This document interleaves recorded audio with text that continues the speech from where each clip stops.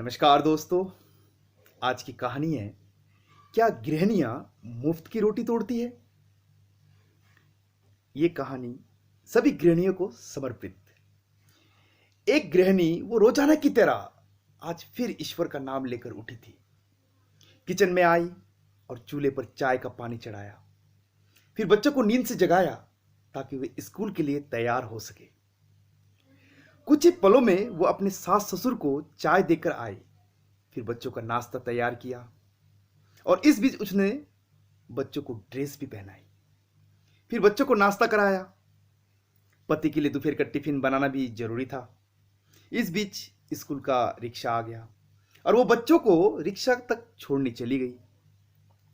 वापस आकर पति का टिफिन बनाया और फिर मेज से जुटे बर्तन इकट्ठा किए। इसी बीच पतिदेव की आवाज आई कि मेरे कपड़े निकाल दो। उनको ऑफिस जाने के लिए कपड़े निकाल कर दिए। अभी पति के लिए उनकी पसंद का नाश्ता तैयार करके टेबल पर लगाए ही था कि छोटी ननद आई और ये कहकर गई कि भाभी आज मुझे भी कॉलेज जल्दी जाना, मेरा भी नाश्ता लगा देना। तभी देवर की भी आवाज आई कि भाभी नाश्ता तैयार हो गया है क्या, अभी लीजिए नाश्ता तैयार है। पति और देवर ने नाश्ता किया और अखबार पकड़कर अपने ऑफिस के लिए निकल चले। उसने मेज से खाली बर्तन समेटे और सास ससुर के लिए उनका परहेज का नाश्ता तैयार करने लगी। दोनों का नाश्ता तैयार करने के बाद फिर बर्तन इकट्ठे किए और उनको भी किचन में लाकर धोने लगी। इसी बीच सफाई वाले भी आ गई। उसने बर्तन का काम सफाई वाले को सौंप कर खुद बैठ के चादरें वगैरह इकट्ठा करने पहुंच गई और फिर सफाई वाले के साथ मिलकर सफाई में जुट गई। अब तक 11 बज चुके थे।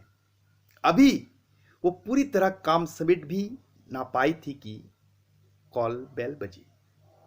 दरवाजा खुला तो सामने बड़ी ननद, उसके पति, बच्चे सामने खड़े थे।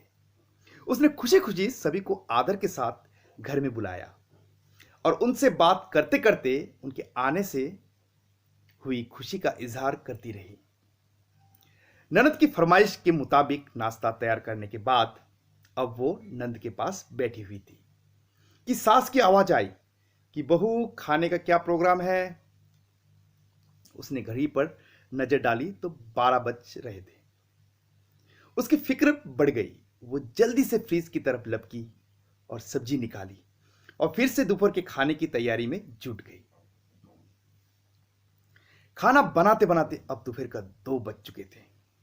बच्चे स्कूल से आने वाले थे। लो बच्चे आ गए। उसने जल्दी जल्दी बच्चों के ड्रेस उतारी और उनका मुंह हाथ धुलवाकर उनको खाना खिलाया।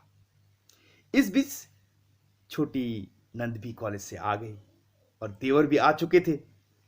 उसने सभी के लिए मेज पर खाना लगाया और खुद रोटी बनाने में लग गई। खाना खाकर सब लोग फ्री हुए तो उसने मेज से फिर बर्तन जमा करना शुरू कर दिए। इस वक्त 3 बज रहे थे। अब उसको खुद को भी भूख का एहसास होने लगा था। उसने हॉटपॉट देखा तो उसमें कोई रोटी नहीं बची थी। उसने फिर से किचन की ओर रुख किया। तभी पतिदेव घर में दाखिल होते हुए बोले कि आज देर हो गई, भूख बहुत लगी है, जल्दी से खाना लगा दो। उसने जल्दी जल्दी पति के लिए खाना बनाया और मेज पर खाना लगाकर पति को किचन से गर्म रोटी बनाकर ला लाकर देने लगी। अब तक 4 बज चुके थे। अभी वो खाना खिला ही रही थी कि पतिदेव ने कहा कि आ जाओ, तुम भी खा लो। उसने हैरत से पति की तरफ देखा तो उसे ख्याल आया कि आज मैंने सुबह से कुछ खाया ही नहीं। इस ख्याल के आते ही वो पति के साथ खाना खाने बैठ गई। अभी पहला निवाला उसने मुंह में डाला ही था कि आंख से आंसू निकल गए। पति देव ने उसके आंसू देखे तो फौरन पूछा कि तुम क्यों रो रही हो। वो खामोश रही और सोचने लगी कि इन्हें कैसे बताऊं कि ससुराल में कितनी मेहनत के बाद ये रोटी का निवाला नसीब होता है और लोग इसे मुफ्त की रोटी कहते हैं। पति के बार बार पूछने पर उसने सिर्फ इतना कहा कि कुछ नहीं, बस ऐसे ही आंसू आ गए। पति मुस्कुराए और बोले कि तुम औरतें भी बड़ी बेवकूफ होती हो, बिना वजह रोना शुरू कर देती हो। आप इसे शेयर नहीं करेंगे अगर आपको भी लगता है कि गृहिणी मुफ्त की रोटियां तोड़ती है। सदैव प्रसन्न रहे। कहानी अच्छा लगे तो शेयर और कमेंट कीजिएगा, और नई नई कहानी सुनने के लिए हमारे पेज को फॉलो कीजिएगा। धन्यवाद।